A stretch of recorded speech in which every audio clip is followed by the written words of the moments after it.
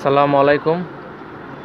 আজ আপনাদেরকে কিছু গুরুত্বপূর্ণ রোগের পূর্ব লক্ষণ সম্পর্কে বলবো, যেই সমস্যাগুলো হলে আপনারা বুঝে নিতে পারবেন আপনারা পরবর্তী কোনো বড় ধরনের রোগে আক্রান্ত হতে যাচ্ছেন বা বড় ধরনের সমস্যা আপনাদের সাথে হবে, যার পূর্ব লক্ষণ। তো সেই পূর্ব লক্ষণগুলো যদি আপনারা জেনে যান তাহলে অবশ্যই আপনারা তার আগেই চিকিৎসা করে সুস্থ হতে পারবেন। তো আসুন, যে বড় ধরনের রোগ আমাদের হতে পারে, যে লক্ষণ থেকে আমরা বুঝবো, সে সম্পর্কে আলোচনা করি। পুরো ভিডিওটি দেখবেন। আর একটা কথা বলে রাখি, এখন আমি কিছু পয়েন্ট উল্লেখ করব যে সমস্যাগুলোর পরবর্তীতে ধারাবাহিকভাবে আরও ভিডিও দেব। এই জন্য অবশ্যই আমার চ্যানেল সাবস্ক্রাইব করে রাখবেন, তাহলে পরবর্তী যে ভিডিওটি দিব সেগুলো আপনারা পেয়ে যাবেন। আর অবশ্যই বেল বাটনটি অন করে রাখবেন। তো আসুন জেনে নেওয়া যাক। প্রথম সেটা হচ্ছে হাঁটলে পা ব্যথা। যদি কোনো কারণ ছাড়াই আপনার পা ব্যথা করে তাহলে আপনি বোন ক্যান্সারে আক্রান্ত হতে পারেন। যদি কোনো ধরনের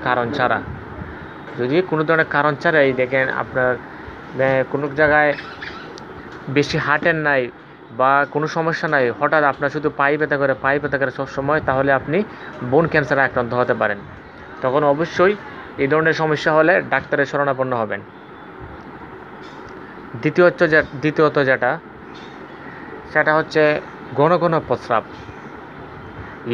ইউরিনারি ট্র্যাক্ট ইনফেকশনে আক্রান্ত হতে পারেন।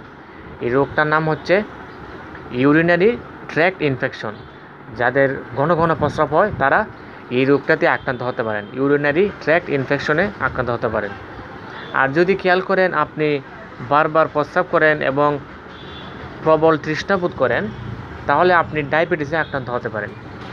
অর্থাৎ কিছুক্ষণ পরপরই যদি আপনি প্রস্রাব করেন, আবার দেখেন যে কিছু পরপরই আপনার তৃষ্ণা লাগছে, তাহলে অবশ্যই বুঝতে হবে আপনি ডায়াবেটিসে আক্রান্ত হতে পারেন। এজন্য অবশ্যই অতি দ্রুত ডাক্তারের শরণাপন্ন হবেন, ডায়াবেটিস চেক করাবেন।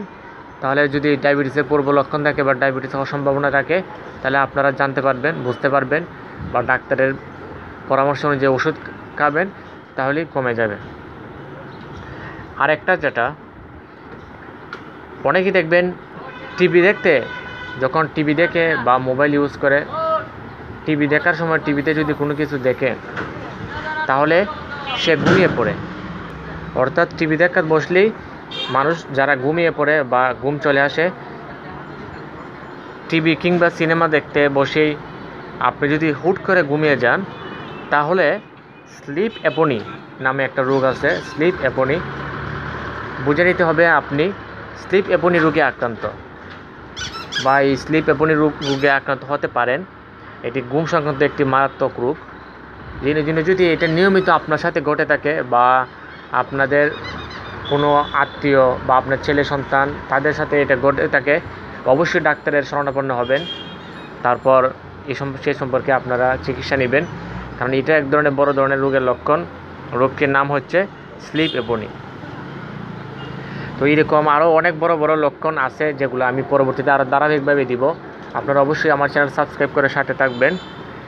আর ভিডিওটি ভালো লাগলে অবশ্যই লাইক করবেন।